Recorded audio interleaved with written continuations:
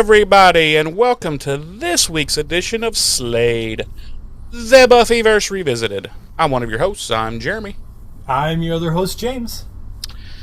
And James, this week we are going to interrogate our way into Season 7, Episode 9, Never Leave Me.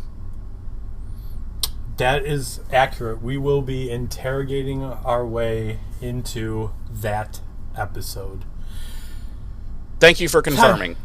You're welcome. You're welcome. Yes. So, Jeremy, how the hell are you, buddy?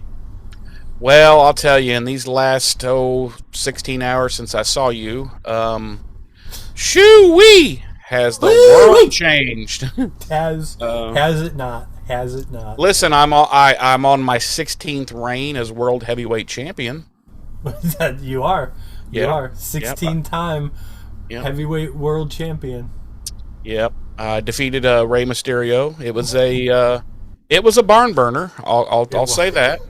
It was. It was a slobber knocker. It was a slobber knocker. Somebody Pier stop the fight! Somebody might even say a Pier 6 brawl. Yes, somebody might say that. But have you made it all the way through the latest release of Epstein Did you? Okay, good. I'm a little bit let down that I'm not even mentioned. I don't. We might have to talk when we're done recording. I don't think that's something you should be upset about. Oh, that's not a good thing. No. So it's better that I'm not? It's better that they don't mention you. Yes. Okay. Huh. Yeah, this isn't one of those things you want to be involved in just because a lot of other people are involved. Okay. Well, see, because normally I'm like, hey, if somebody's talking or writing and I'm not included, I'm like, what the fuck? How could you not be speaking about me? Right. And so, This isn't one of those situations. You want to be like, thank God I'm not part of this conversation. Okay, gotcha. All right, then I'm happy. Yeah, I'm happy.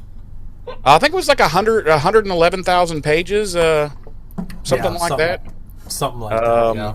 Yeah, it took me 20, 30 minutes. Yeah, that's about what it took me. About 30 minutes, to get through. Yeah. Anyway, so how are you, James? How's things been for you in these last 16 hours? Fantastic. Everything is wonderful. No complaints. Everything is beautiful in its own way. Under God's heaven. I didn't even know that. Oh, yeah. I didn't even know that line. Yeah, under God's heaven, the world will find a way. Oh, well, queef me sideways. A Ray Stevens classic. It is a Ray Stevens classic. Yep.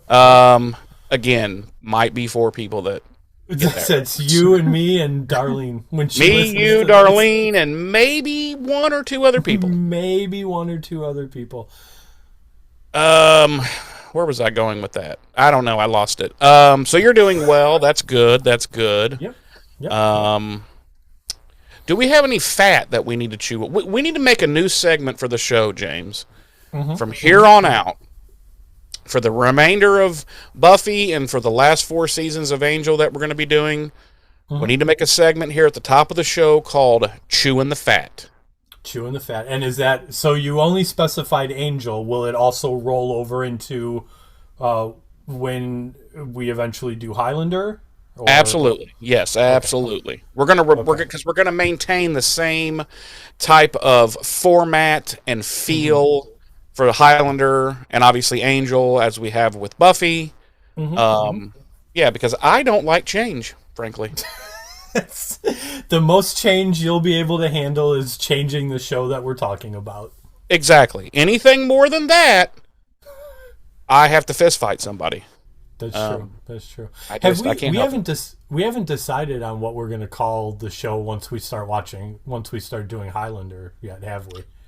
No, I've had a few ideas. I don't want to really put them out there here in public. I don't want somebody to steal them from us. Oh, no, I wouldn't. I've had a few ideas. I've also had a couple.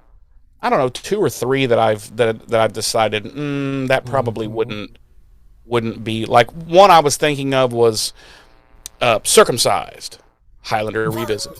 Okay. And I was like, I mean, it's kind of in the same, but Yeah, it's it's ooh, yeah, you know, yeah. It's a little bit of a stretch. A little bit of a stretch. yes, it is.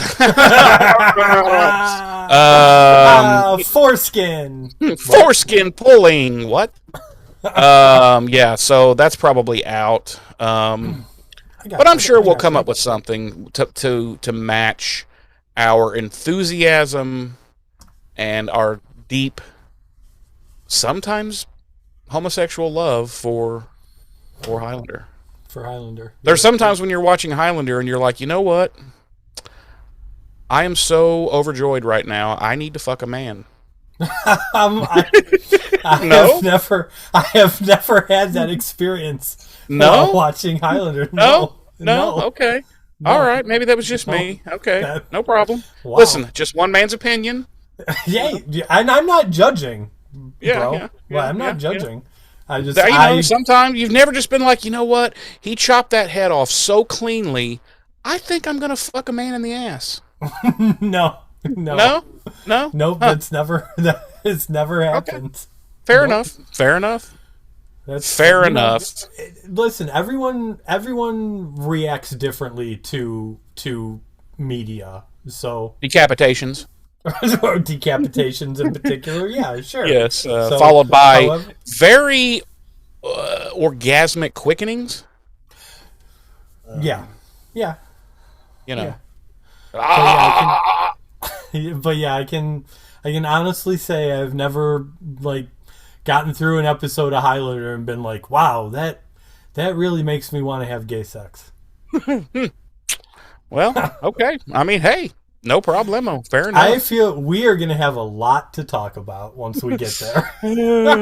You know, I will say, this just made me think of Richie's first quickening. Oh, There, and that was just a straight up cum shot, like an elongated, cinematic. But he was just coming. He was just like and then he just falls on his knees, and then slow motion just literally falls backwards onto his back, yeah. and he's just like, and then you just see like a puff of smoke come up, and he's just like, God damn. Yeah. That was some good gay sex. No? No? No, again, No? nope, No? Okay. no, All right. no. All right. I mean, hey, listen, like I said, one man's opinion. Yeah, to each their own. That's everyone takes something different. That's why art is subjective. Everyone takes something different away from it. Yeah, and it's like, listen, I'm not homophobic. I just don't like fags. And know. yet, and yet, you apparently often want to experience gay Yeah. sex. Go figure. It's crazy. It's so There's weird. just it doesn't even make It's just sense. so weird. It's so weird. Yeah. Like, literally every one of my friends is gay, but I don't like fags. Huh? Even you. No, not me. No? Not me. No? Nope. No? Nope. Okay. Okay. Nope. All right. Just, yeah, okay. No problem. I, Sorry. Gator was Sorry. off there. Yeah. Sorry. Okay. All right. So I guess that's our segment of chewing the gay fat. Chewing the gay fat. No, I don't think no, I don't have any. I mean, unless you want to talk about the Highlander behind the scenes pictures you sent me, but there's really nothing to Did say. you get a chance to look at them? Yeah, I looked at them right before we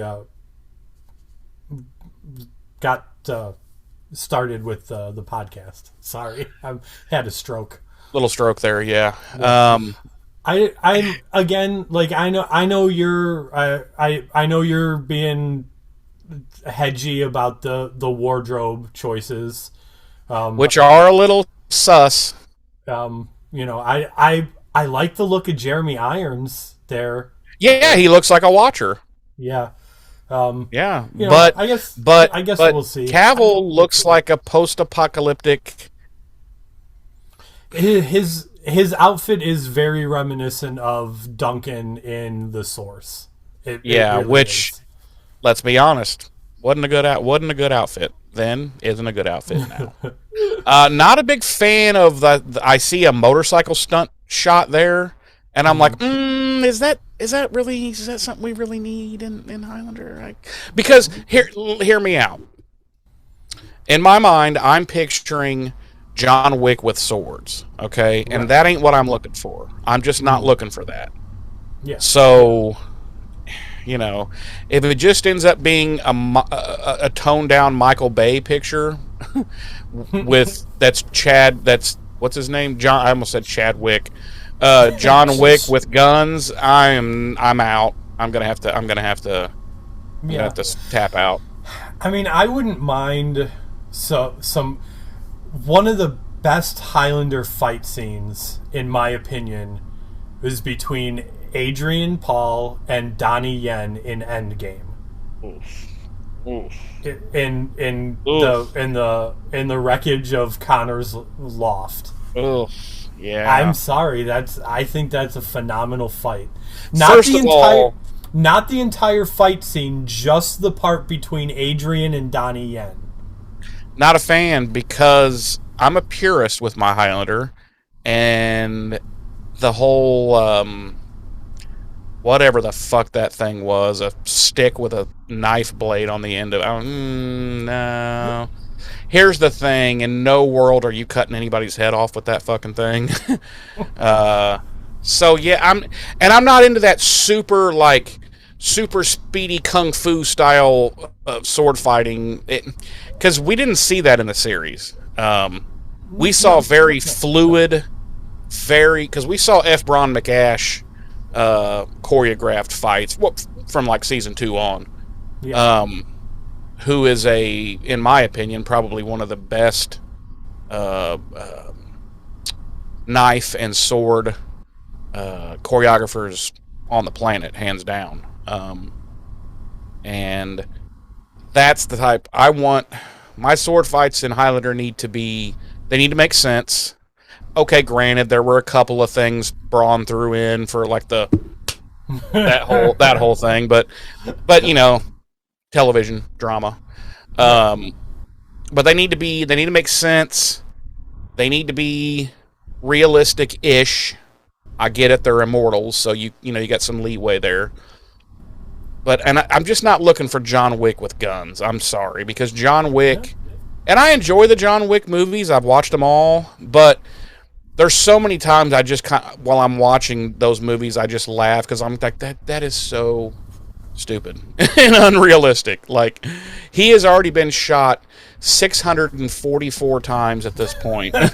Like, you know what I mean? And I'm just like, come on. And then he, like, in the first one, he like gets smoked by like a car and thrown across a fucking parking garage, and I'm like, alrighty, okay.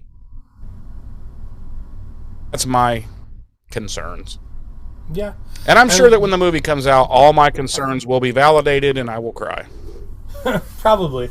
And meanwhile, I will be Probably. like, I enjoyed it. Yeah, you'll praise it and enjoy it because, again, you are too positive of a person. No. I need a little bit of negativity in you, James. I've been working for 4 years now, technically 30 years almost. I have been trying to put a little negativity in your life, and you're just like, no, I am far too happy. I just for again, like we talked about previously, for me, as long as it captures the spirit and essence of Highlander and tells like a really good story, then the other stuff is kind of ancillary to me, like wardrobe and Well, swords yeah, wardrobe's not going to make or and break it for me. I and mean, my you know. wardrobe just. I brought that up because that gives me bad juju. Like, oh Oh yeah. no, are we doing? And really, Oh, all I'm looking for from the movie is just something that is is what I got from the series and the first movie, and that is the an just orgasm? the no, we No. literally just talked about that. Oh, okay, okay. No, it's the the struggle, I guess, for lack of a better term, of immortality, the pain and the joy of it, that comes with living, multiple lifetimes. So outside of that, I'm kind of like, as long as as long as the story gives me that and it's a good story, then the swords and the sword play, that kind of stuff is kind of ancillary to me. Not for me. Not with Highlander. I just can't. I can't help it. It must be. I'm not saying it has to be perfect because let's face it, the only person who can make a perfect Highlander movie, you're looking at him. So I'm not saying it has to be perfect, but I'm just saying it has to check the boxes. If it checks all my boxes, it'll get my thumbs up. If not, I will skewer it, and I will skewer it viciously. Um, yeah. So, all right. I guess that's our segment of chewing the fat. We'll try to talk about other things other than just Highlander all the time. But But probably not. So, James, could you do, not just me, but our listeners, could you do all of us a huge favor? mm-hmm. Could you, let me think, what have we not used yet? Could you oven bake us some dates and deets for this week? I sure can. As previously stated, we'll be interrogating our way into Buffy the Vampire Slayer, Season 7, Episode 9, the 131st episode of the series overall, Never Leave Me. Our credited writer this week is Drew Goddard, and our credited director is David Solomon.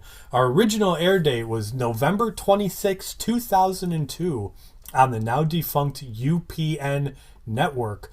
Our Nielsen rating for this episode, 2.8, ranking it 82 out of the 123 primetime shows airing on television that week. And number one, the only time this season we hit the number one spot, number one out of the 11 primetime shows airing on UPN that week. That's weird for two reasons. Number one, that's the lowest rating it's gotten all season. Yes.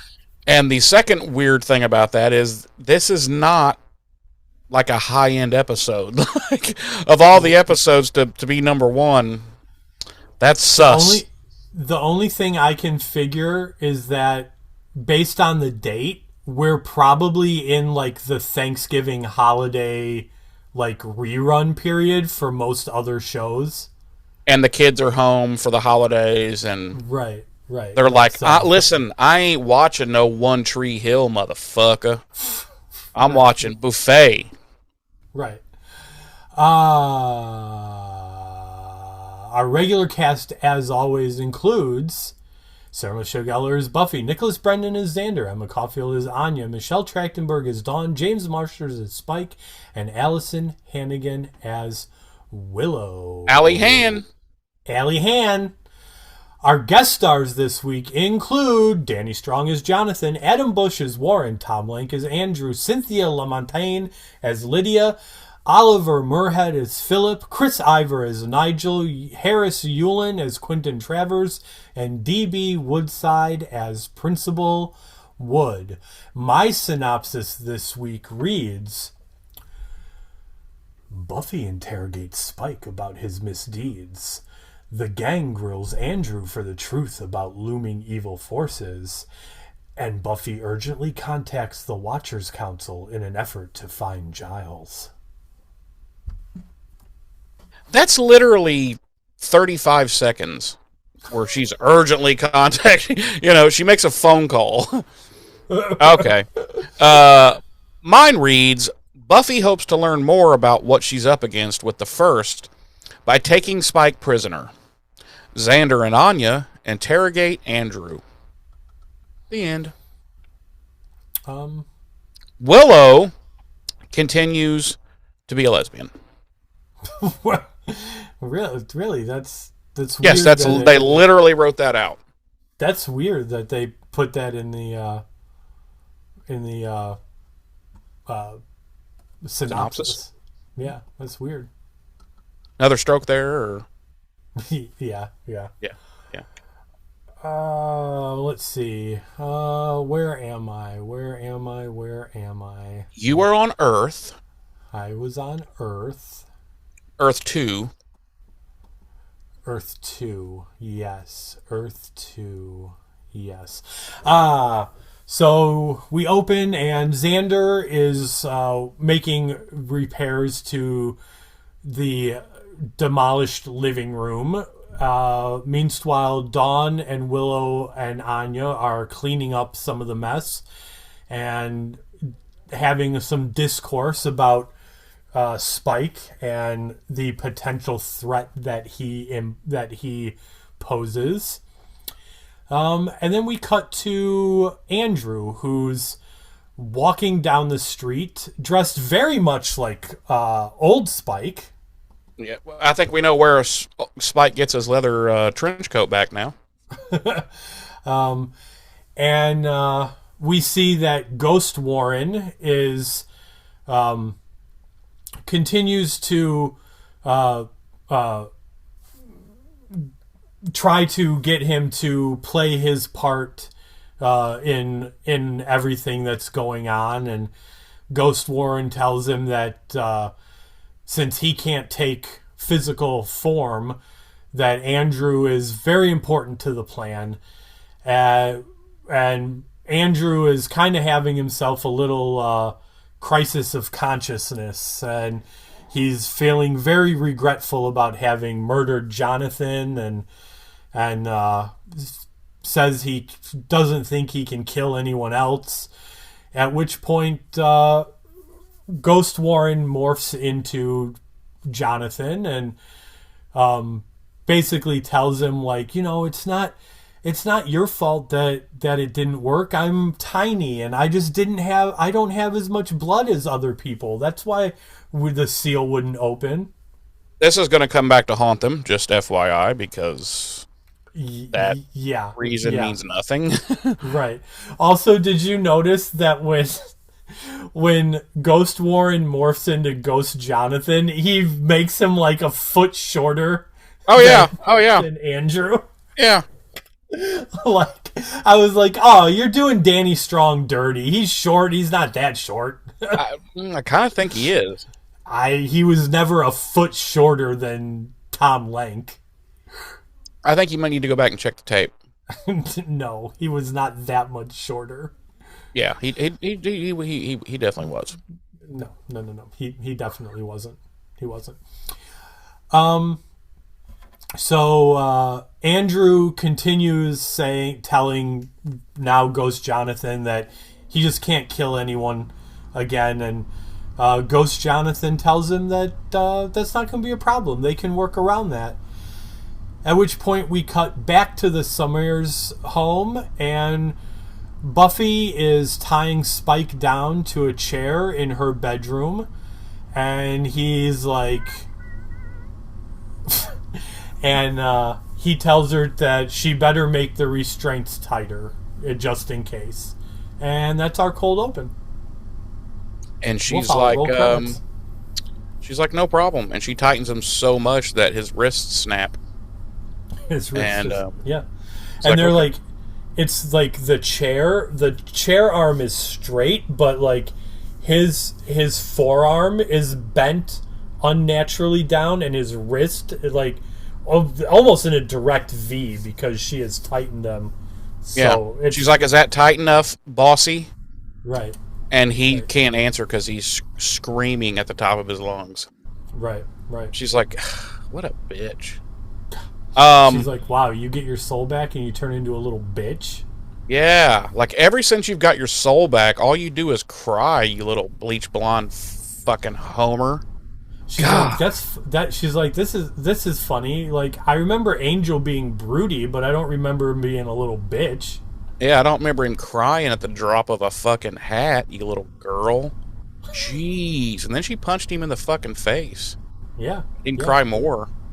And then he started crying more. She's like, you dry those fucking tears up. I'll give you something to cry about. Right. And then like he's still sniffling but trying to stop crying, and she's like, she's clearly had enough, and she Slayer punches him right in the dick. I know, just the tip too, to make it even worse. And he's like, "Oh my god!" And she just can't stand it anymore, and she picks him up with the chair and throws him out the fucking window. Right out the window. Fucking Mick Foley's him right out the window. Yep. And fucking here comes JR running in, and he's like, "Stop the damn match! Stop the He's damn dead!" match. Sorry. So we come back from what would have been commercial break, and we are in Principal Wood's office, who is lecturing a couple of douchebag students who have apparently graffitied some wall. And he's like, "Listen, here's the two options. You can either clean, like repaint the walls, clean it up, whatever, or I can kill you." And they're like, "Death." And he's like, "Respect." And he takes a blade and both of them. Yep. No, he's like, "You need to clean up the walls or I'll suspend you and we'll put all this on your permanent record." And when he said that, I immediately was thinking in my head, that was such a thing that was used back in the day that even back then I knew was stupid horse shit. I was like, permanent record? You don't have any records on me at this fucking school. You got like a little 3x5 card written in some dumb shit. Like, there's no such thing as... And then he immediately says, "Okay, listen." Because they're like, "Okay, do that." And he's like, "Well, okay. There actually is no permanent record. That's just an old thing we use to scare students. And no job is ever going to call here and ask for anything. Only colleges are only going to ask for your SAT scores." He's like, "But if you don't clean the walls off, I'm going to call the cops." And they're like, Not the police." So they agree to go clean the walls up. At which point he opens up his door from a little knock, knocking on heaven's door. Hi. Okay. Hi. Dawn is there, and to let him know that, I don't really understand this, but she's having to let him know that Buffy's not going to be in work that day because she is vomiting nonstop and apparently also shitting at the same time. Shitting herself. And Principal Wood's like, "Okay, didn't need details. Could have just said she was sick. Hope she gets better soon. Ciao, baby." Ciao. And ciao, bella. Yeah. And so, okay, here's my couple of things before we go on, James. Sure. Lay it on me. So this is only Buffy's third day of work, right? Well, I mean, like, we really don't know. If we're going by the way they've been doing time. Like, we really don't know because we have no idea how much time is actually passing. So she's already calling off at this new job, which is a cush cake job. Let's at the very least, let's give it the benefit of the doubt, and let's say she's a month into the job. Okay, she's 30 days in, and she's already calling off. Right. She didn't even have the courtesy to actually phone someone there in the office and let them know, "Hey, listen, so I'm not going to be in today because I'm pooping in my pants. And I don't want to do that in school." She has her little sister, who happens to go to the school, deliver the message for her. Yeah. But no one seems to care, so I guess fine. Okie dokie. Like, if I'd have been Principal Wood, I'd have been like, I'm going to need to talk to your sister. And be like, "Listen, bitch, you're a grown-ass woman. If you need to call off, that's fine. But you need to fucking call. You need to make the fucking call. It's your job. It's not your little sister's fucking... Your freshman sister's fucking... come on. What are we doing here? What are we doing over here?" You want to go swimming with the fucking fishes over here? Uh, so I just found those two things strange. Um, then we cut to the Summers home, and of course Buffy's not sick at all. She's actually on a long distance call to London, which in that era probably cost her $318. Um, she's talking to Travers, who we have all met before, who is an incredible douchebag. Right. And she's like, listen, I needs me some Jai, and I know y'alls can find him. And he's all, huffy puffy, or not huffy puffy, but all stuffy and douchey. And he's like, listen here, Slayer. Since he's went AWOL, we don't keep track of him. And she's like, oh, fuck off. You have nothing better to do. I know you keep track of all of your people, whether they're with you or not. Right. And he's like, fine. And she's like, okay, call me back, okay? Later, fag. And she hangs up. And later, Travie. Like he then tells the group, like all the watchers that are there, it looks like a meeting room, but also like a war room kind of thing. And yeah, he's like, well, the girl knows nothing. And he's like, we need to find Giles, and we need to find him quickly. And I'm like, so which is it? What? I don't know. It just seems the Watchers continue to amaze me with their ineptitude. So we cut back to the Sumer's residence, and Buffy goes up to check on Spike. And he's basically like wigging out. And at first I was like, what's happening? Like, is the first, skull fucking him, or what's happening? And then he like the who and what now? The first? We aren't aware yet that that's what this is. Well, we kind of do, because Buffy's already met it before in a previous episode.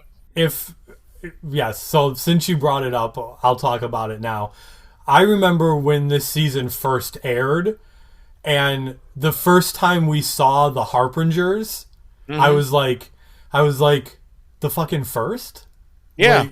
Yeah. Like I knew from the get-go. It's because you're a brilliant man. I am a brilliant man. Yeah. The rest of us we quake in your shadow. As you should. As we should, frankly. As you should. But seriously, if you had been following the show, yeah. And even if you didn't remember their names, you're like, oh yeah, those guys. Those guys with the cutout fucking eyes and the fucking stabbing everybody with the curly penises, or I'm sorry, knives. Whatever, same thing. Yeah. They tried to make Angel kill himself. Right. And he was like, "Listen, if I weren't already dead, I would have succeeded." And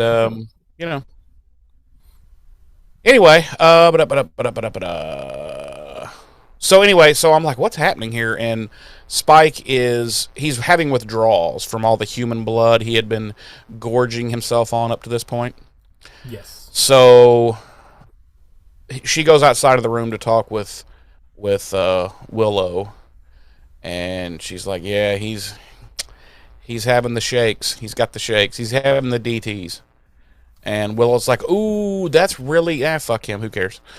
And, no, and she's like, yeah, well, Buffy's like, we just got to get him off the human blood. So she's like, can you go get some blood? Or no, Willow's like, I'll go get it. And I'm like, what?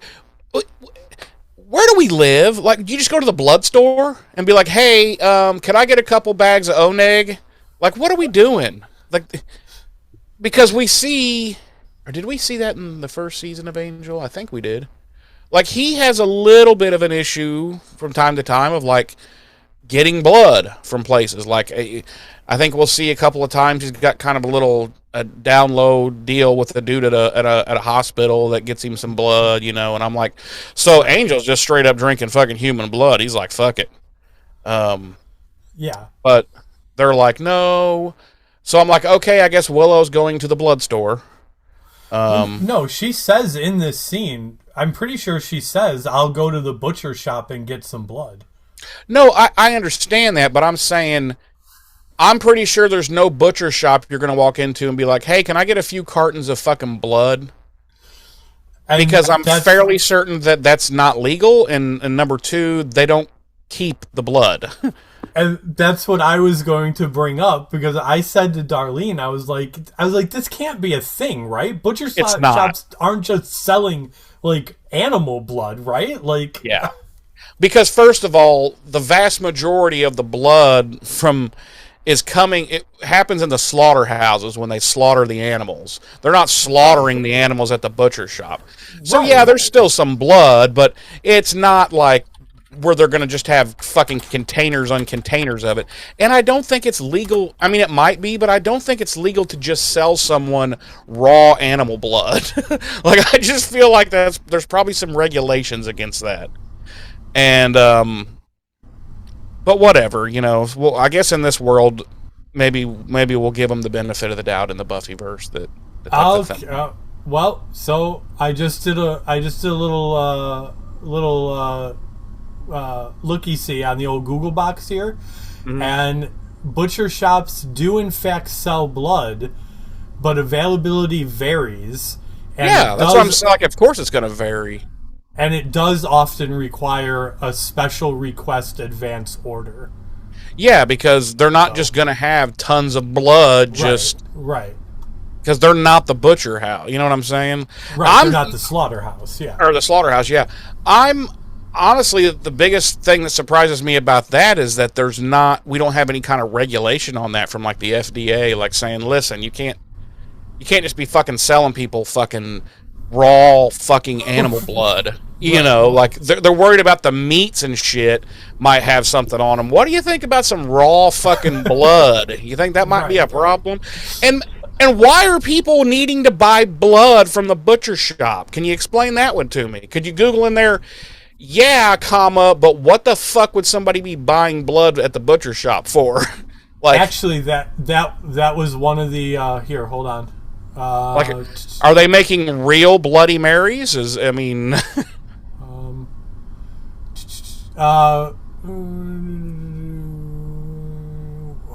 was it? It was right here.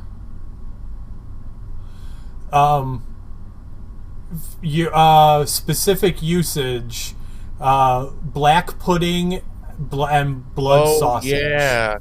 Yes, I forgot our UK people. Yeah. But see, I also thought,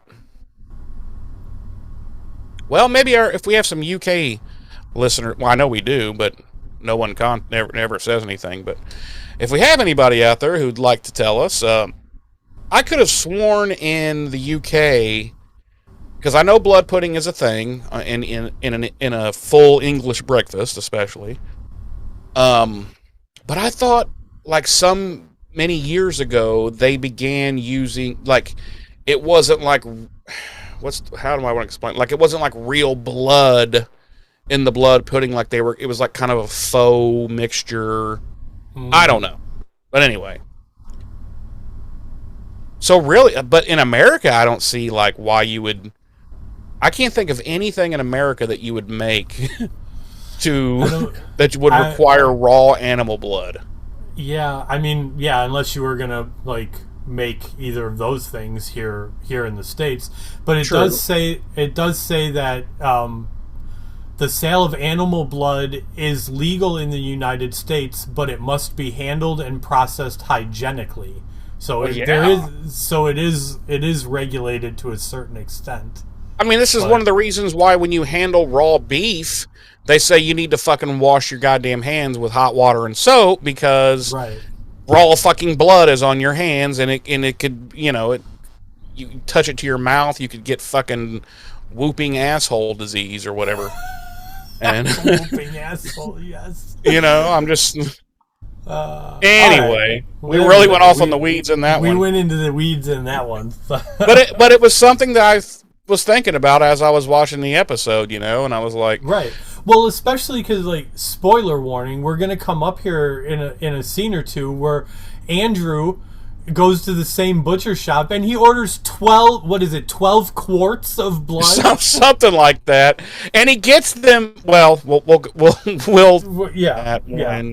when we get there. But also, he makes about a $700 order Yes. because he's ordering like steaks, ribs, Pork chops. pork chop. Like, yeah, he just spent like $700. Um, anyway, we'll get there. We'll get there shortly. Um, so yeah, Willow makes the offer that she'll go and get the blood, so that Buffy can stay there and keep an eye on Crazy Town. And um, then we cut back, and again, this show is never good at telling you exactly where the fuck you are. I'm assuming we're in the basement of the high school still, near the Satan's fucking asshole cover. Yes. Um, and he's like, hey, here's how you do it. You cut or da da da da da. And because Andrew's standing there with a knife, and he's like, but what if she squeals? And he's like, well, okay, you better cut her throat first then.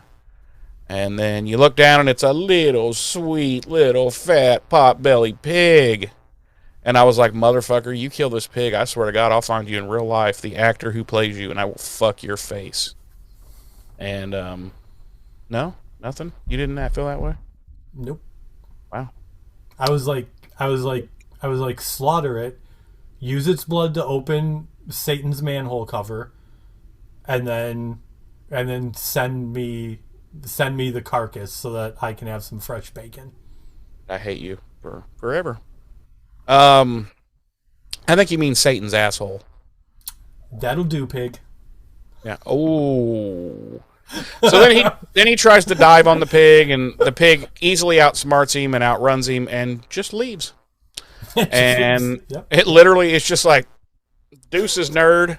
Deuces. And Warren's like, oh my God. And I'm thinking, so fake, Warren, are you just now realizing that you have picked the worst possible person on Earth to be your hands, for lack of a better term?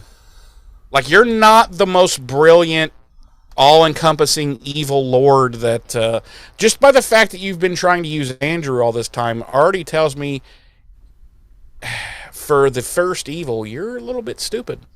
You're kind of dumb. Yeah. Kind of dumb. And yeah, so Andrew fails completely at that whole thing.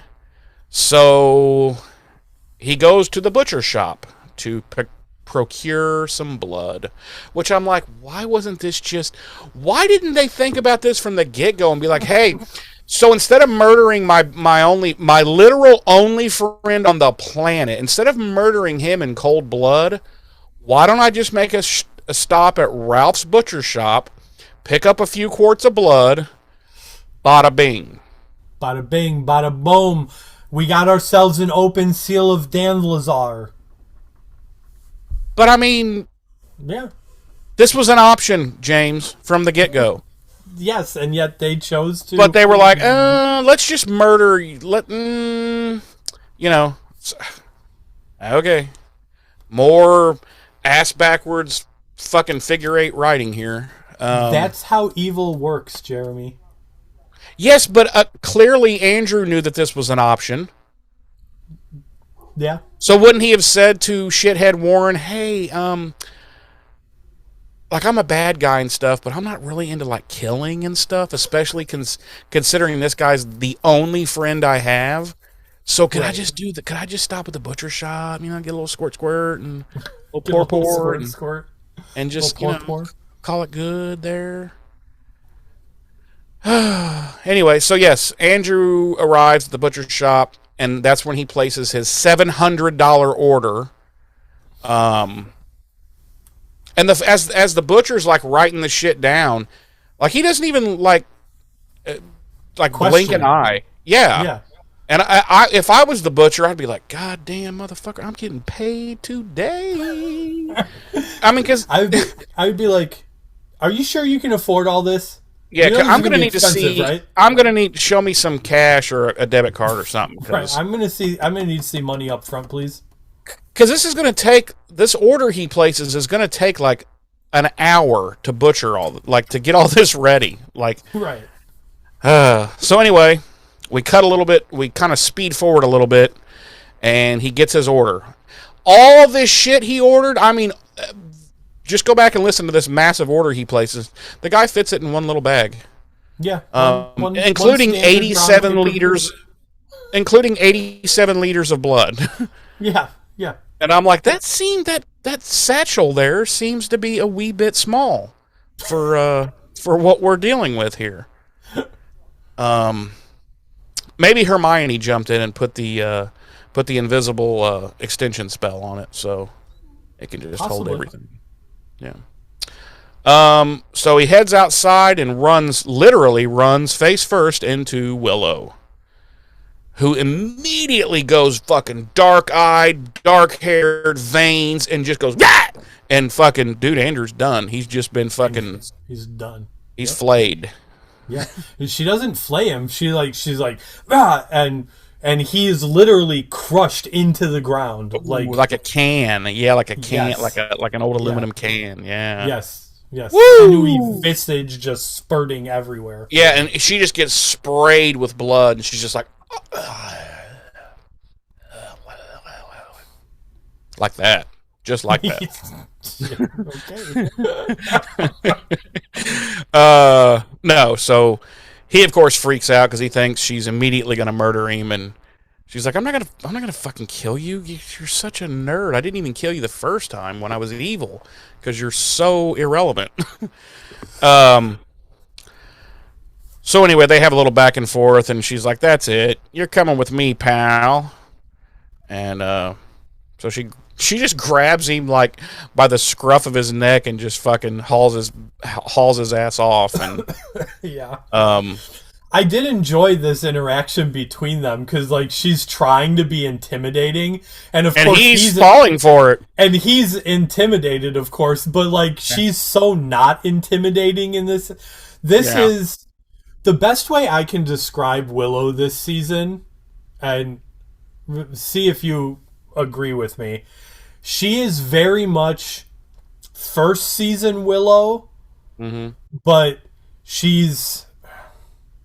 God, I don't really know how to describe... Like she's gone back to kind of being a little bit mousy, and she's very first season Willow, but there's glimpses of the growth that she has made. I don't know if like she's occasionally Hannibal Lecter. Yeah, I'm not articulating what I'm thinking very well, but yeah. You normally don't. Fuck you.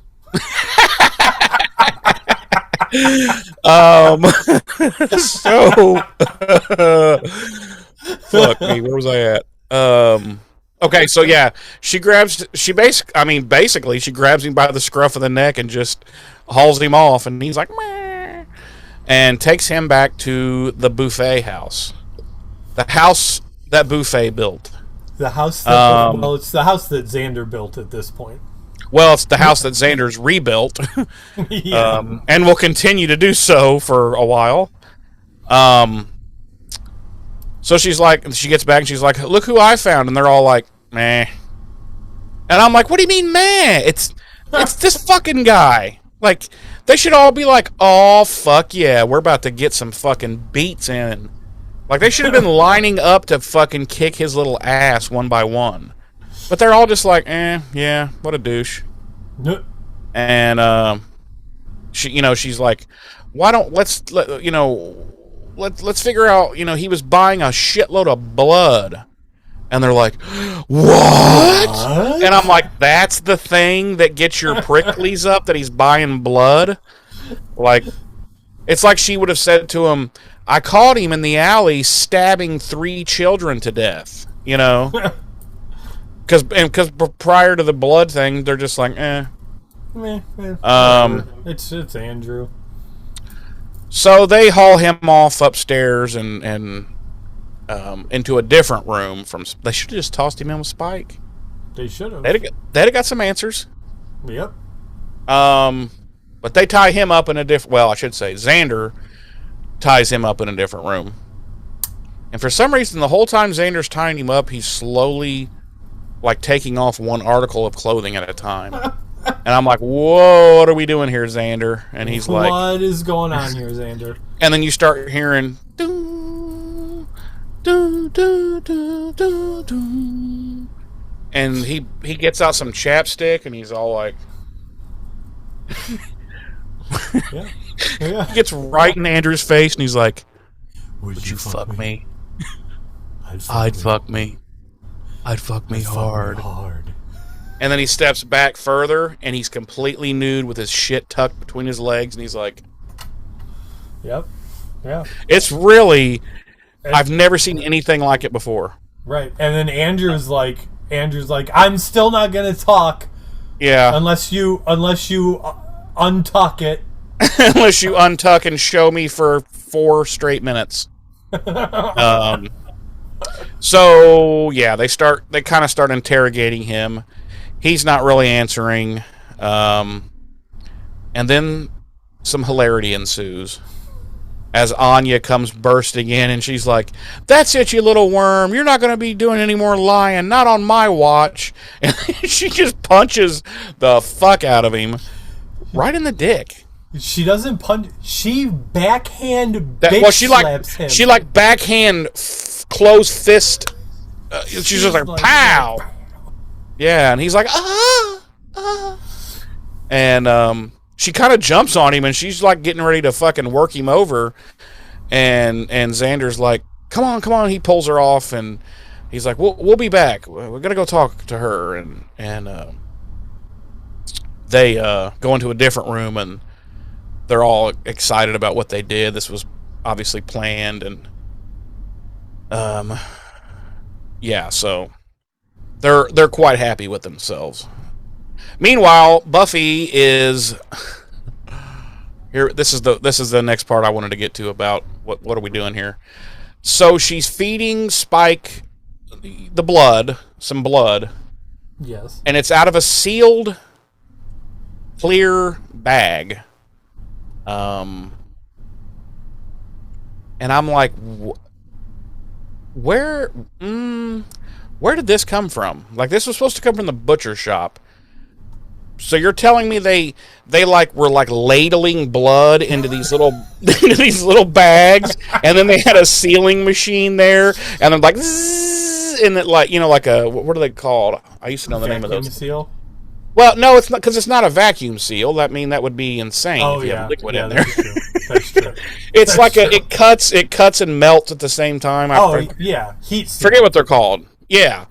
So they're ladling blood into these like baggies, and then they're like, one ladle. And I'm like, what do we do? Like, from a butcher shop, anytime you've seen him get blood before on this show or Angel, it comes in what you would expect it to come in, like a container with like a pop-on lid, and they can just like drink it like it's a cup.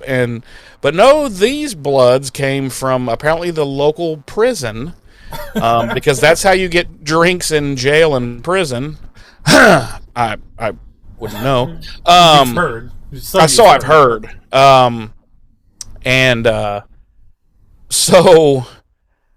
And he's like fucking gulp, because she's like holding the bag over his head. He's just like, and I mean, he's just like, oh. But the thing is, can you show us that again, James? Just one more time. Yeah, it was like.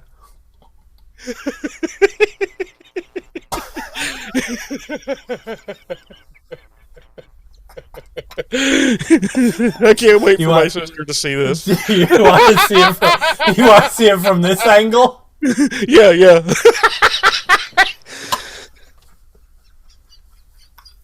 Oh, Jesus. I can't wait for my sister to see this. So, what was I saying? Yeah, so I mean, he is gulping as though he's been in a desert, you know, with a horse with no name, and has not drank in days, and yet literally nothing from the bag is being Is taken. good. It's not, the level is not moving at all. Yeah. The way he is like sucking it down, like it should have been halfway gone just in that brief moment, but nothing's Right. happening. And there's no, you would see like blood like pouring out of the sides of his mouth. No, that's not happening either. So I'm gonna call bullshit, James. I'm gonna call I'm gonna call bullshit. bullshit. I'm gonna call Yep. bullshit as well. I agree. So yeah, she's feeding him the blood, and then it kind of calms him down. And she's like, "Hello," and he's like, "Hello, is it me you're looking for?"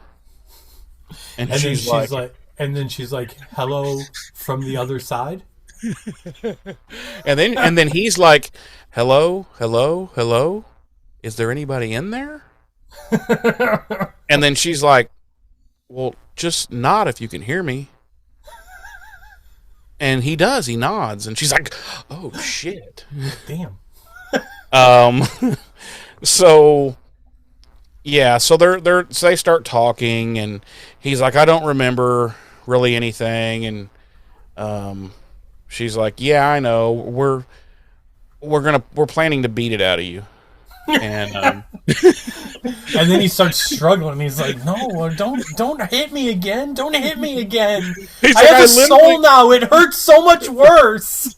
he's like, "I literally just told you that I don't remember." She's like, "No, I believe you, but I feel like given enough pain, you will remember." It'll And it'll he's jog like, your memory. he's like, "Are you fucking Spanish?" And she's like, "Why do you say?" And he's like, "Never mind." And then she's like, "Listen, look no one behind me." expects the Spanish Inquisition. Right. And she's like, "Look behind me." And he's like, "What?" And she steps back, and he looks around her, and he just sees this demon dick sticking out of the wall. And she's like, "Do I need to say anything else?" And he's like, "That is so fucked up." And then you just hear, "Oh my god! This is the worst! Nobody's caught me out of this yet! Holy fuck!" I've been stuck in this fucking wall with my dick hanging out for like 7 months now. It hurts so fucking bad. I can't even feel it anymore! I'm surprised it hasn't fallen off due to lack of blood flow to the tip. Jesus Christ, it hurts so bad. And I don't even believe in your God. Oh! And then Buffy, she takes a hat, and she puts a little hat right back over it. Yep. Right back over it again. And she's like, "You want some of that?" And Spike's like, "I swear to God, I will tell you anything you want to know." He's like, Spike's like, "Listen, I killed all of those people and at least 15 more. Just don't stick me in the wall with my dick out." Yeah, and he's like, "And also, I even killed a few dudes just because."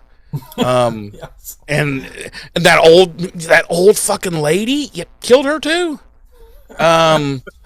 Couple of dogs, a handicapped kid who was sitting out in his power chair. His parents He's were like- warming up the handicap van. He's like, And I actually "They're turned. Listen, it's worse. I actually turned that kid. So now he's a like- handicapped vampire. We call him Wheels. Dude, what's wrong? What's wrong with me?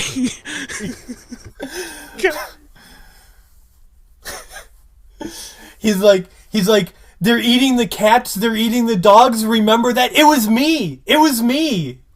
It wasn't Haitians. It was me. I just let them take the fall for it." There is something so deeply, deeply wrong with me. Would you call a vampire in a wheelchair hell on wheels? Yes, I would actually. And the even weirder thing is though, Why did it have to be a handicapped child? Because that's even more creepy. Right. Because he's like, hey, and then he's like, and you're like, no! No. And then you realize, wait, I can just back away slowly. I can just I kick can over just- his wheelchair. Well, I can just back away slowly. Like, that doesn't go that fast. You know? Okay, I gotta get. Dude. Listen, I realize I'm going to hell, but I think I'm going to a new circle of hell if I keep this up. I think we should write a vampire detective series about a handicapped vampire and call it Hell on Wheels. Wait, they just had a show called that, didn't they? Not long ago. Or Hell on Wheels? I don't think so.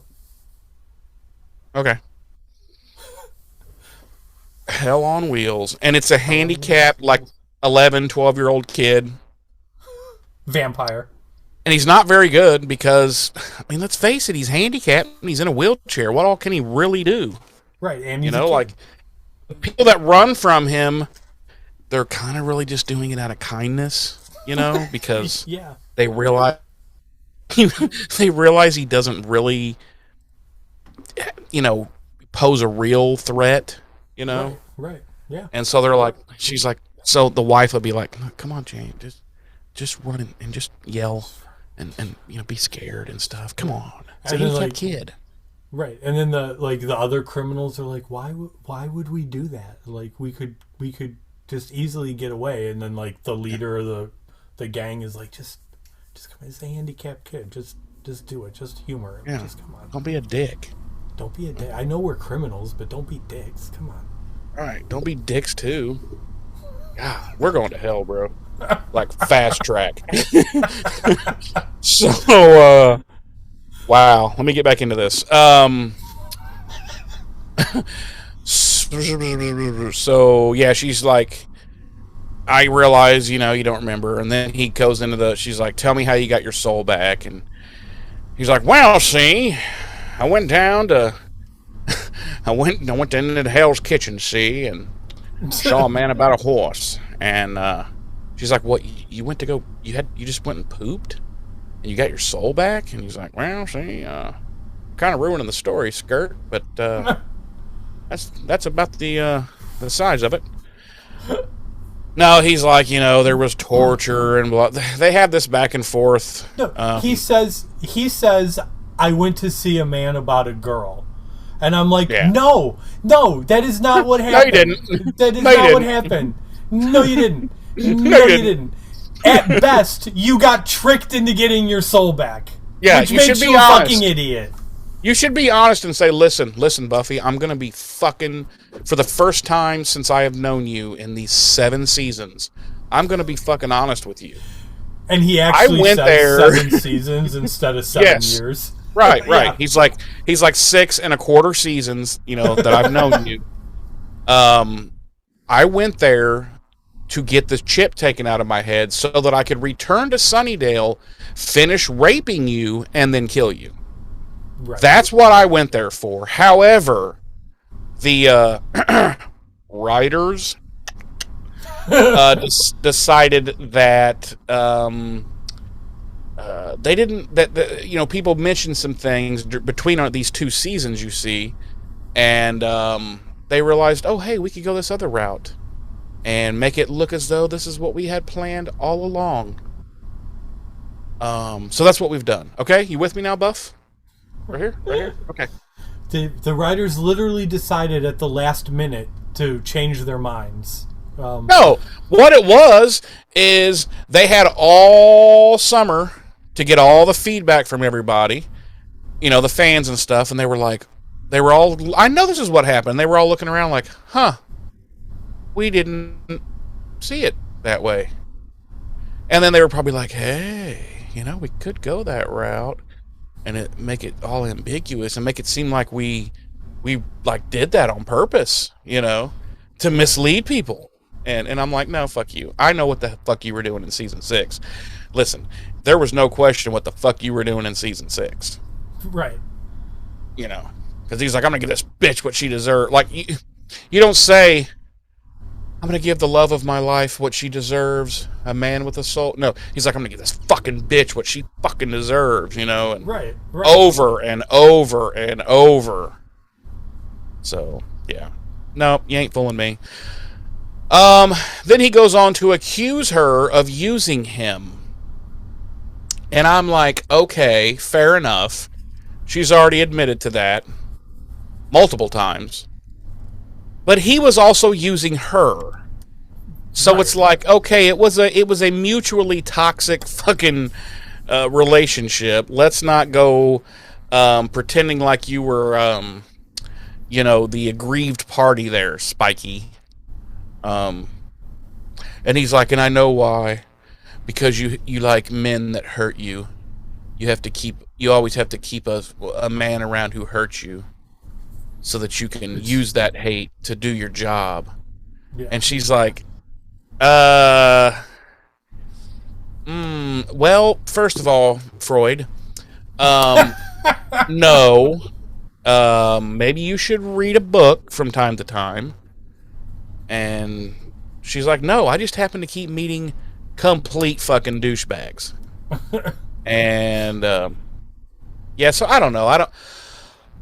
I'm not sure what the writers were going for there, if they're trying to convince the audience of that, or if they're trying to convince themselves of that, or this is something that they just want the characters to have to wrestle with, but I think it misses in all cases.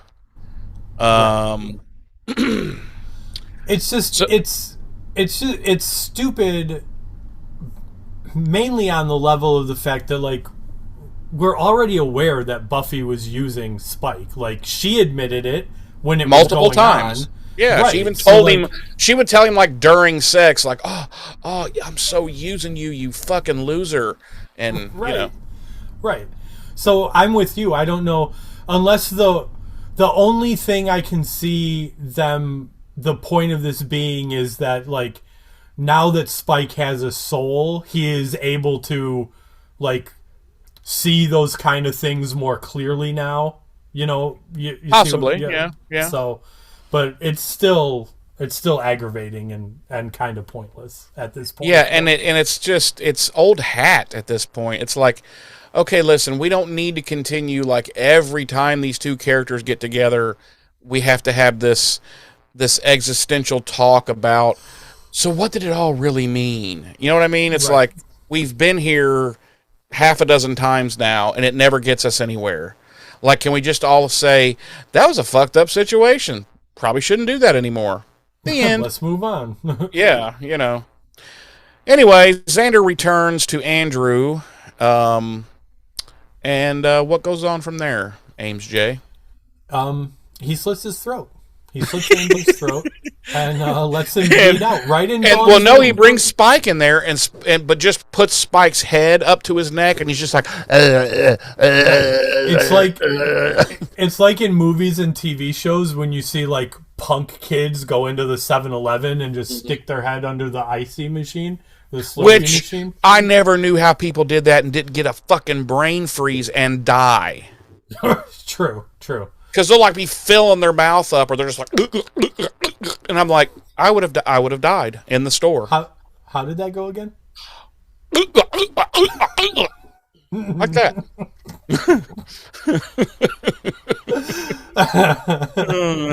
Fuck you. Yes. So Xander is back with Andrew, and he's being all nicey nice, like good cop, like good cop type thing, and he unties him and offers him some water, and he's like, and then he's talking about how Anya, he's like, she was a vengeance demon, and one time she did this to this guy, and one time she did this to this guy, and he starts going through like, You know what he should have said to him to really freak him out? what? He should have been like, one time, she made this dude kiss this girl. And And Andrew Andrew would would have have been lost like, his shit. Andrew would have been like, "Ew, that's so icky! I'll tell you everything you want to know." Exactly. Exactly. So yeah. So then Xander starts telling him this story about how Anya like left this guy like brokenhearted and empty inside, and Where his he heart was removed and replaced with darkness. yes, but he still had to go about his living his life and go to work every day and come home with nothing to look forward to. And we're like, no, Xander, Anya didn't do that. You did that because you left her at the fucking altar, you scum muffin. This is literally how this piece of shit thinks. I'm Like what? he's like I can't believe that she did this to me. Yeah. Like he's sitting there like repeatedly punching himself in the face, and he's like, I wish she would stop hitting me in the face. And it's just like, this is aggravating as fuck. Yeah. So then Andrew's all like, I'm not going to tell you anything, da da da da da. At which point Anya comes charging back in and like knocks Andrew to the ground and is like punching him and shit. And Xander pulls her off, and she like whips around and accidentally backhands Xander, and like she's like apologizes to him quietly and then goes back to trying to beat up Andrew. And at which point Buffy hears Andrew's cries for help, and leaves Spike in her bedroom to go check on it. And they tell her that everything's okay. And but while Buffy's out of the room, apparition Spike, or I guess we can say it now, the first as Spike, appears and talks to the real Spike. And Buffy overhears the conversation through the door, and she hears him humming the song from the last couple of episodes. And she opens the door, and Spike's acting totally different, and he asks for more blood. And as soon as she goes to get it for him, he busts the chair and gets free and knocks her down. And we cut to Dawn's room, and Andrew's finally telling them some information about the seal of Danzelvar. And as he's talking, we see Spike fucking punches like right through the wall and like pulls Andrew into Buffy's room and bites him, starts to feed on him. At which point Buffy pulls Spike off of Andrew and knocks him out with a kick to the head. A soccer, like it was a pretty brutal, like fucking Slayer soccer kick, dude. I was like, okay, he's not waking up for at least 4 more episodes. Right, and I was like, go!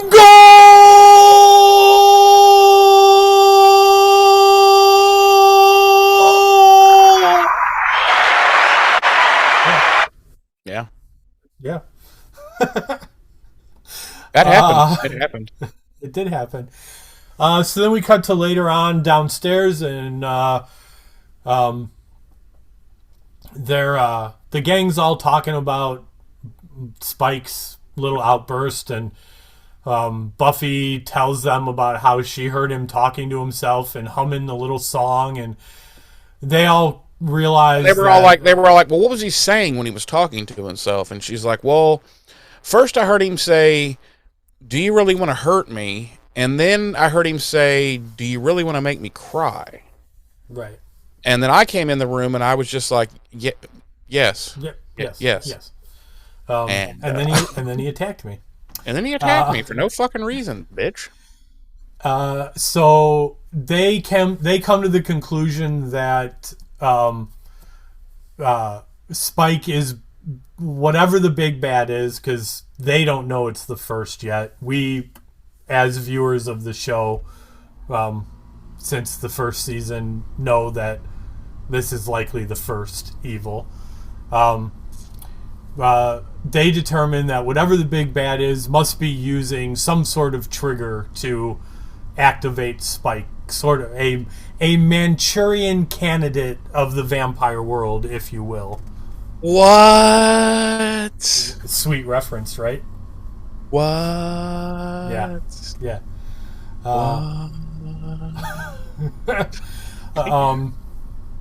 So Buffy tells them that they should all start researching this so they can figure out what they're dealing with. And I'm like, yes, because there's probably a multitude of evil things out there that use triggers to activate other evil things to kill for them.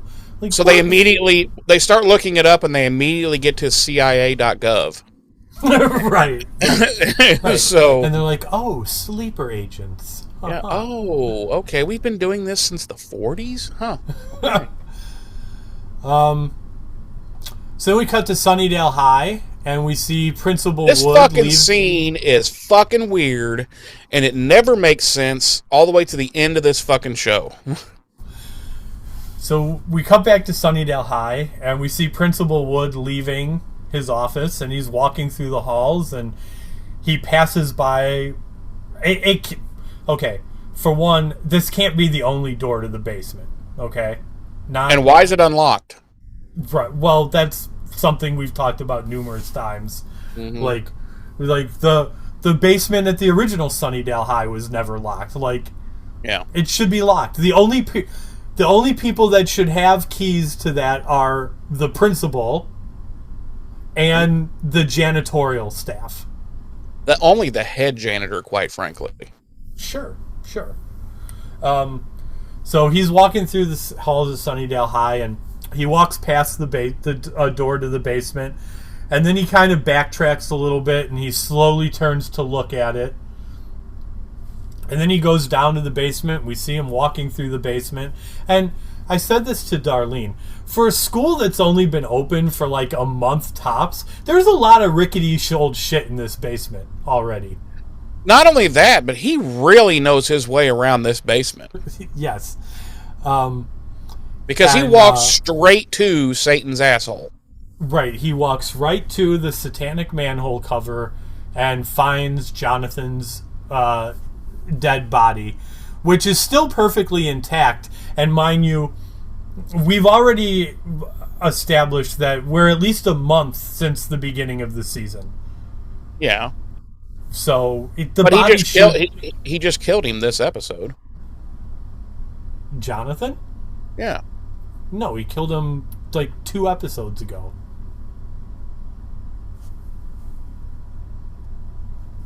Was it? Yeah. I thought Maybe it was maybe last episode.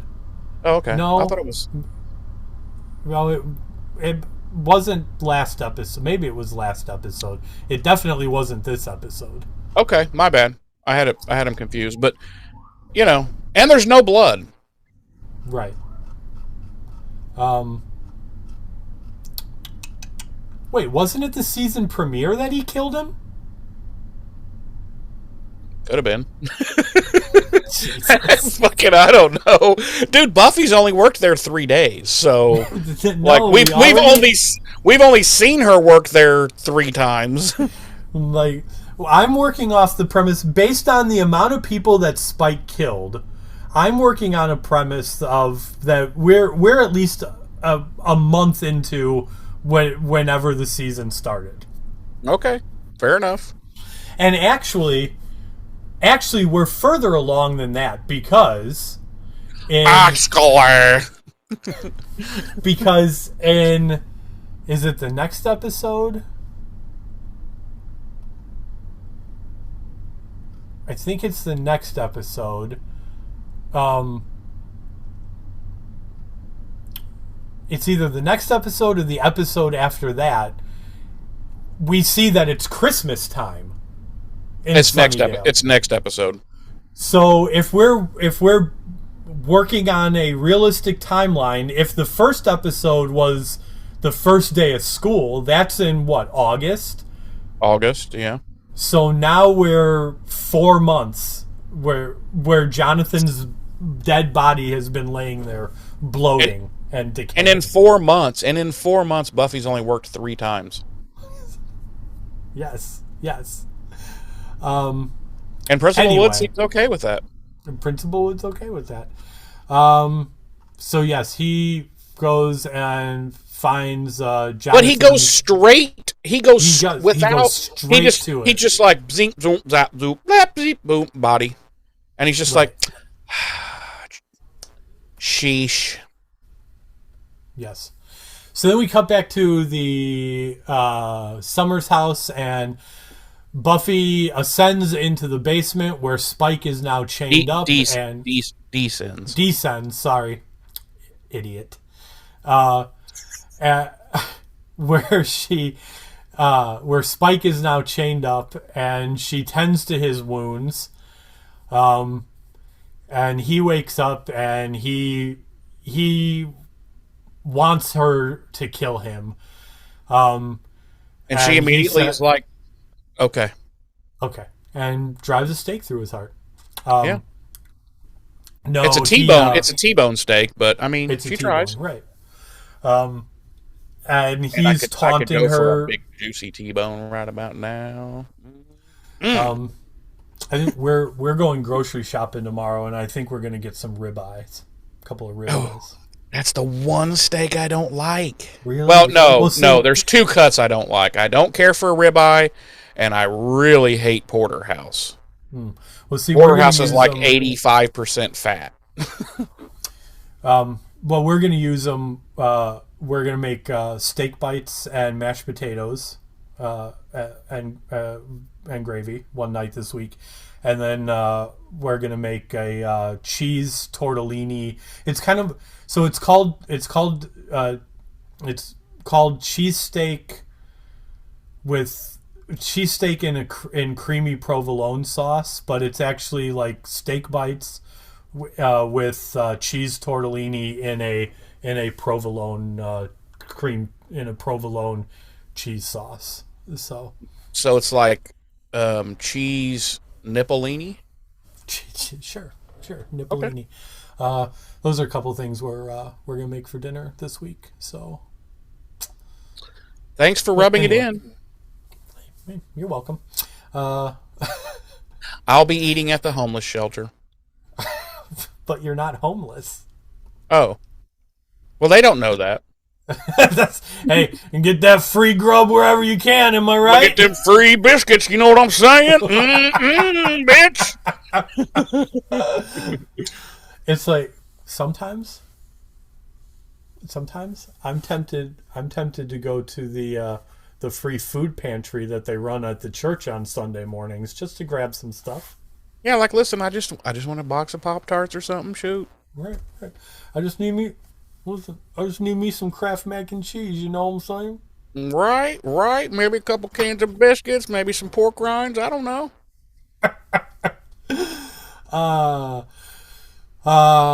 So he starts taunting her, telling her that she's never really seen the real him and what he's capable of, and it's not something that she's prepared to handle. And he's like, do you want to know what I used to do to girls Dawn's age? And she's like, no, Jeffrey, you can keep that to yourself. Wow. But she is undeterred by his words, and she tells him that she's seen him change and that she believes in him. And she ain't gonna give up. She's never gonna give him up. She's never gonna let him down. She's never gonna run around and hurt him. Exactly. Yet 3 weeks ago, she was ready to fucking murder Anya. Just no questions asked. Multiple times over the last 2 seasons, she has treated him like absolute, and I'm not saying he didn't deserve it, but she's like, oh, I'm totally not there for you, and I'm 100% I 100% give up on you. But now she's like, I will never give up on you. Right. And It's again, like, you are such a mind fucker. right. And again, 3 episodes ago, she was ready to straight up murder Anya. Like, Right. no This consideration. guy literally just ate half of a zip code, and Right. she's like, I know, we can help you. Right. Right. Anya brought in a spider demon that killed a few frat guys, and she's like, listen, the only thing I know, guys, the only thing I know that we can do is to kill her. Right. There's no hope for her, no salvation, not Right. even going to bother to try. We Right. just have to murder her, guys. Listen, she's never not had a soul, and she still has a soul, but I feel like we got to kill her. Just That's murder. the only thing I know we can do. Murder's the only answer, guys. I'm sorry. Yep. Yep.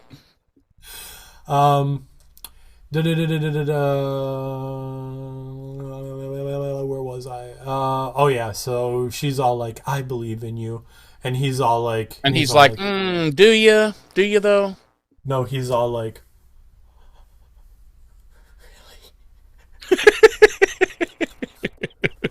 And then he's like, oh, Billy. And he, like, lifts his shirt up and sticks his nipple to the glass. "Oh, Billy." And she's like, okay, you know what? Maybe there is no hope for you, Spike. And then he's like, he grabs a random like chicken skin from somewhere and plops it down on his face, and he's like, "Silence of the lambs."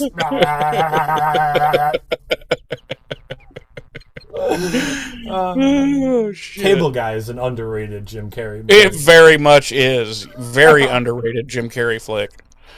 Cable Guy!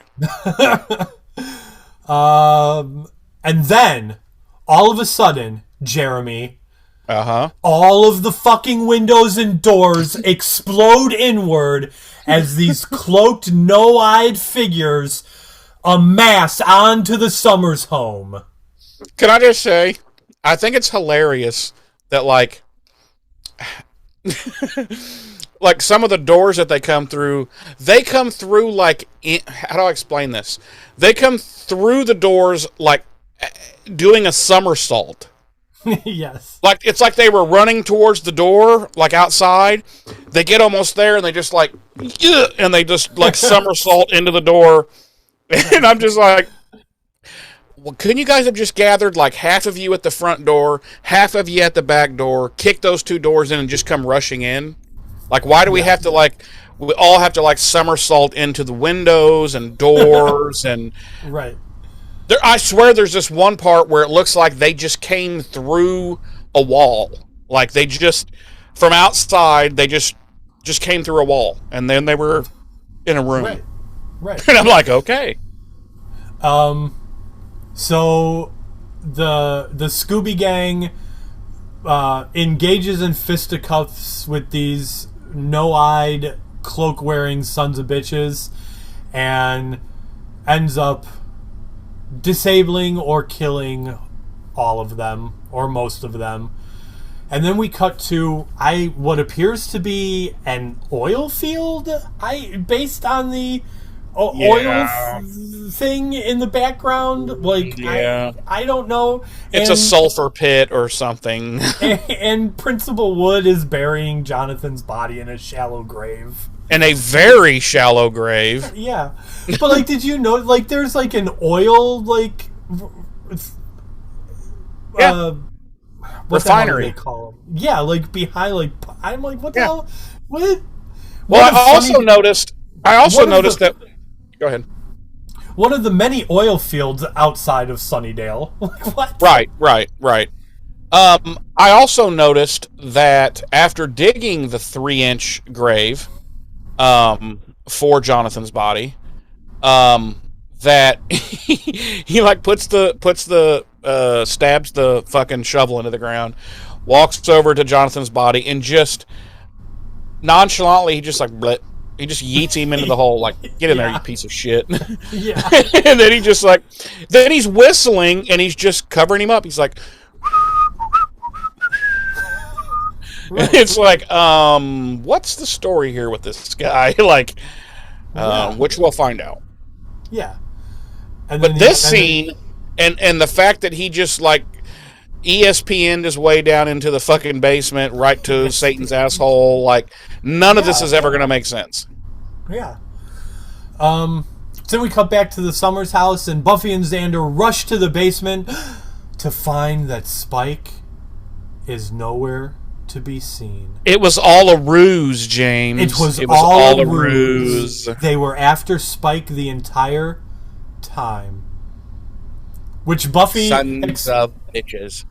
Buffy expounds to the rest of the gang back upstairs when she also realizes that she recognizes these robed figures as the harbingers of death that work for the First, who she previously encountered back in season 3, episode Amends.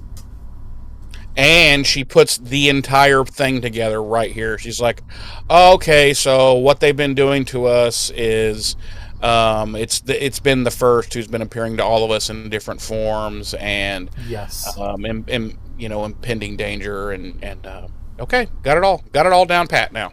Yes. Meanwhile, well, I'll get into it when well, no, I'll do it now. Which I know you're saying that to kind of be like, oh, she just pieces it all together right here and then. But at the same time, I feel like using a big bad that we're already familiar with was a good tactic this season because it gets us right into, like, there's not a lot to figure out about what we're fighting. You know what I'm Yeah, saying? but James, we're in season or episode 9, I get that. and But they're just now figuring it out. well, this is the first time that they've seen the Harbingers. Yeah, granted, but I mean, it's never once entered her mind until she saw the Oh, Harbingers. Like, hey, well, this could be the literal ultimate evil. well, I don't know. yeah. I mean, I guess I'm willing to give it a little more leeway in that regard than you are because I feel like had she seen the Harbingers and still not put it together, then I would have been like, come on, like what the fuck? Like you've literally encountered these guys before. You know what I'm saying? Yeah, and how many dudes are running around in black robes with cut out eyes? Right. Yeah. Um. And then we cut to Watcher's headquarters in London, England, and various Watchers are reporting to Mr. Quentin Travers about the various attacks on the council, establishments all around the world, and Travers confirms that it's the First evil at work and tells them all that they must prepare for battle. At which point the Watchers Council explodes and kills them all, and that's not even a joke. And that's not us doing our thing. That's Nope. yes, the Watchers Council explodes, and there are now no Watchers. So then we cut to back at the Sunnydale High basement, and what is happening there, Jeremy? Take us home. Well, Spike is strapped to a very melodramatic device. Big wooden. He's crucified basically. Um, and the First, who is talking to Spike in the shape of himself, even admits he's like, yeah, it's a little over the top, but he's like, I really like, I like my dramatic flair. At which point we see the harbingers of douchebaggery uh, come up, but you can't really see or tell what they're doing to him. But he is screaming as though his penis is being turned inside out, um, and yelling and the whole 9 yards. And um, finally, the camera pans back, and we see that they have just cut some really small little fuck, I don't even know what you want to call them, hieroglyphs onto his one onto each side, Yeah, just couple of some sort inches of tall, nothing yeah, just major, yeah, just some weird and symbols. then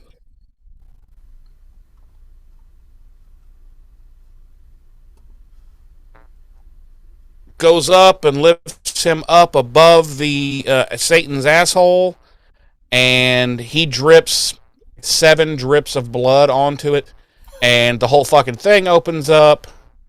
And he in the first is all like, "Yeah, you want to see what a real vampire looks like?" And this thing climbs out, and you're like, "Ugh, that's a real vampire. Like that thing looks gay." And like it just does not look scary and imposing at all. And credits episode Yeah, that's the end Wolf of our Queef. episode. And I was like, so Jonathan didn't have enough blood to open this seal, and yet these 10 little trickle drops of blood from Spike did the trick. Right. Something They seems off bled there. Jonathan out, who, by the way, this isn't a real thing where it's not okay. Everybody has basically the same amount of blood in their body. Yes, yes, It doesn't matter. Your height doesn't matter. Like how many liters of blood you have. I mean, of course, it can fluctuate some, but so they bled Jonathan fucking dry, but that wasn't enough. However, a couple of spurts from Spike is all it takes. right, right. Um, let's see. I don't have anything behind the scenes really.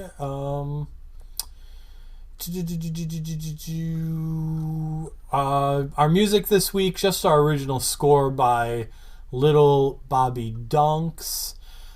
Jeremy, would you like to play everybody's favorite game, Body Count? Fuck. There's no. I don't even know how many they killed. How many douches they killed in the house? Ye- Spoiler alert, I'm going to take whatever answer you give. 169. Yes! Yes! Nice, nice, Yes. nice. Jeremy, could you please tell me and our lovely audience on our sliding scale of 1 to 5, how many. That was all the blood it took to open the seal? Do you give that? Do you give our episode? Well, it's going to be another 3 this week for me. Of that's all the blood it took to open up the seal. Um, it's another mostly solid episode, and it moves the overall plot forward in a not a shitty way, in a meaningful way.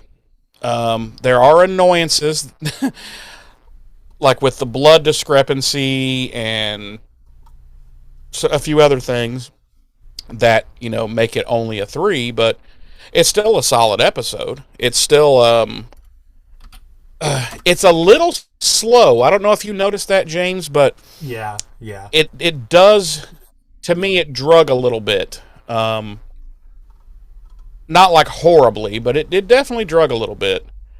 Almost like maybe they tossed in some filler stuff. I think some of that principal stuff was just Filler. kind of stuck in there as filler, because it really just didn't matter, any of it. Right. But yeah, I'd say a solid 3. You know, um, which the last few episodes have been that way, so they have continued the trend. James,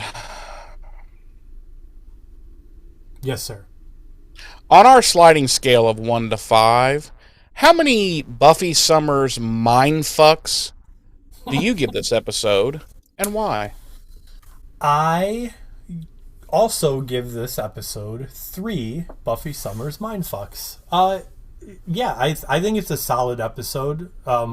Obviously, there's the nitpicks and whatnot here and there, like the blood on the seal thing, like really rubbed me the wrong way, because you don't like, come on, it's just poor writing, like it's lack of attention to detail, right. But other than that, yeah, I thought it was a solid episode. I agree. I think the Principal Wood stuff was kind of was just filler. I think they're trying to advance his storyline in the show. They're just not particularly being smart about it. Because this doesn't advance anything. Like, none of this pays off. Like, this isn't like, oh, we find out he's actually a secret professional gravedigger, or right. It's like, See, you and I disagree a little bit. Like, I do think some of it does pay off as we find out more about him and what his deal is. But I don't know how. Okay. So that, but that's neither here nor there right now. Well, it's there. It's neither here. It's there, right? That's true. It's here, but not there. Point. That's a valid point. Or actually, no, it's there, but not here. Right. Yeah. So yeah, I think it's a solid episode. I think it's a 3. It clearly it advances the storyline. We officially find out what the big bad is, for the season. The gang knows who the big bad is now. So yeah, I think it's a pretty good episode. It's a solid 3. Yeah. Plus, we get that super dope Buffalo Bill scene with Xander and Andrew. So yeah. All right. Well, James, hit up BuffyRevisited.com to get your links. What few links we have to our stuff, including our email, which is BuffyRevisited@gmail.com, as well as a link to our YouTube page if you prefer to watch the video version of the podcast as opposed to just the audio version. But yeah, thanks for joining us, everyone, this week. James, next week, we are going to be skinny dipping into Season 7, Episode 10, Bring On the Night, bitch. Yeah, I probably won't partake in the skinny dipping. Probably not. What a pussy. My naked body is reserved for one and one only. Madam Palm and her 5 slender daughters? No, sir. No. Okay. So me. No, sir. No. Fine, then I'm fucking off until next week. So until then, I've been one of your hosts. I'm Jeremy. I'm your other host, James. Ta-ta. Turns where the fallen stand. The end is written.